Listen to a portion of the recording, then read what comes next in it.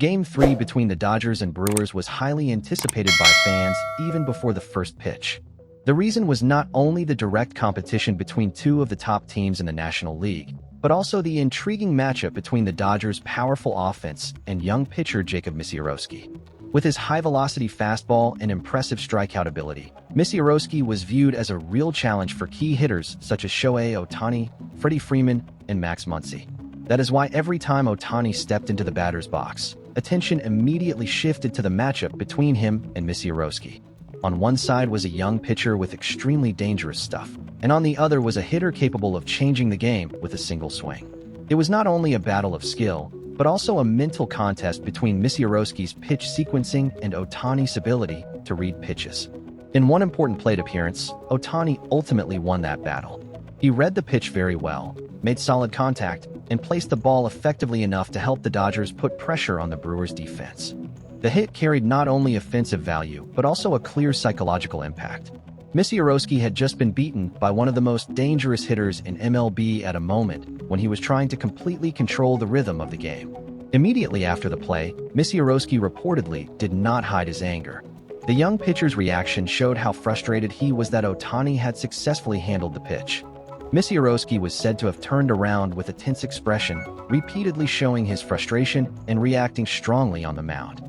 In a high-pressure game, it is not unusual for a pitcher to get angry after allowing hard contact. But this particular reaction quickly drew attention because the hitter who had beaten him was Ohtani. In such an important game, that emotion was understandable to some extent. Misiorowski entered the game with high expectations, and every at-bat against Ohtani was almost like a real test of his ability. Pitchers with elite velocity and strikeout ability often want to dominate a matchup, especially when facing the opposing team's biggest star. So when Ohtani not only caught up to the pitch but turned it into a quality offensive play, frustration could appear immediately. However, what made the situation a bigger topic of discussion was the way Misiorowski expressed that frustration.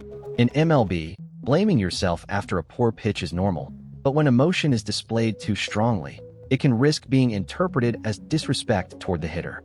While Misiorowski appeared to lose his composure, Ohtani's reaction was completely different.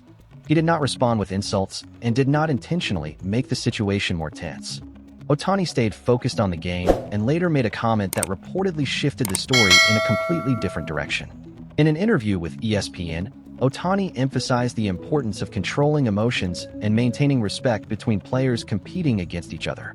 He reportedly said, "Every player has difficult moments. I understand that feeling, but baseball always teaches us about respect and patience." What stood out about Ohtani's comment was that he did not directly criticize Misiorowski. He understands what it feels like for a pitcher to make a pitch that does not go as intended, because Ohtani himself has stood on the mound and experienced moments when a small mistake was immediately punished by an opposing hitter.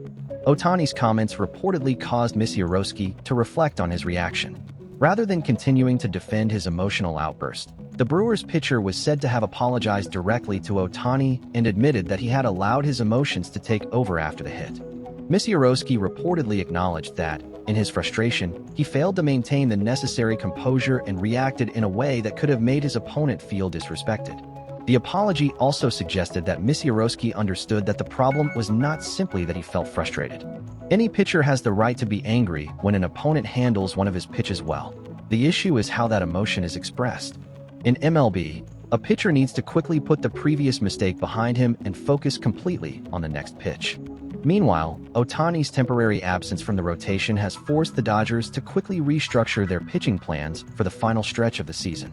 The team reportedly added Tarik Skubal in a major trade and immediately placed him in the rotation.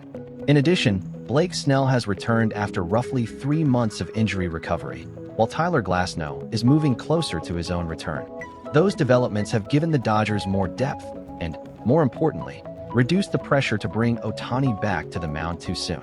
Ohtani's situation this year is somewhat different from his previous recovery process.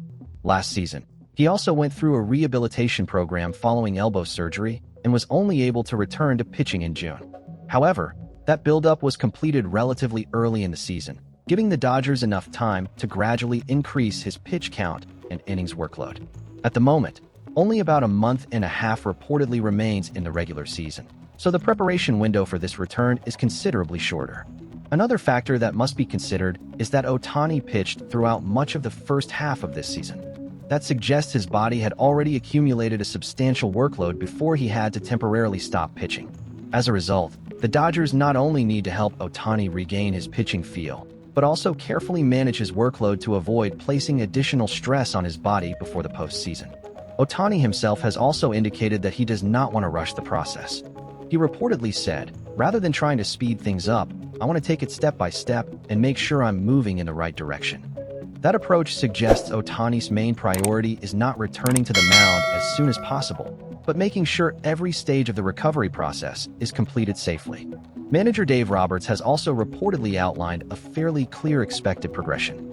According to Roberts, Ohtani will need to complete at least a few bullpen sessions and then face hitters in a live pitching session before he can return to official game action.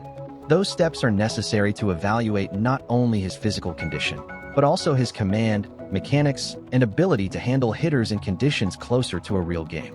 Bullpen sessions would be the first step in gradually increasing Ohtani's throwing intensity and testing his ability to handle the workload. After that, live pitching would help him reacclimate to the rhythm of a real at-bat, including changing pitches, managing counts, and executing his delivery at a higher level of intensity. Only if he gets through those steps without problems would the Dodgers have a reasonable basis to return him to the mound in an MLB game. MLB's official website reportedly projects that Ohtani could return as a pitcher sometime in the first half of September. However, even if that timeline becomes reality, he would likely not immediately be used as a starter expected to pitch 5 or 6 innings. Instead, the Dodgers could continue using a build-up model directly at the major league level. Ohtani could make roughly 2 or 3 initial starts with a controlled workload, gradually increasing both his innings and pitch count from outing to outing. That approach would allow him to regain game feel, while also preparing physically for the postseason without increasing the workload too quickly. Strategically, the Dodgers are now in a better position to carry out that plan. The addition of Skubal, combined with Snell's return and Glasnow nearing his own comeback, means the rotation no longer has to depend entirely on Ohtani. The coaching staff can therefore use him more cautiously and choose appropriate moments to increase his workload. If the recovery process goes according to plan, Ohtani could make several starts in September and gradually progress from shorter outings to a heavier workload. The ultimate goal does not necessarily have to be getting Ohtani immediately back to the level of a fully built-up starter, but rather getting him to the postseason healthy enough and with sufficient pitch quality to be a legitimate option on the mound.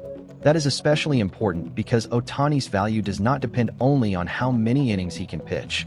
Even a high-quality 3 or 4-inning outing could give the Dodgers a major advantage if combined with a deep rotation and a well-structured bullpen. That's the end of the video. Thanks for watching.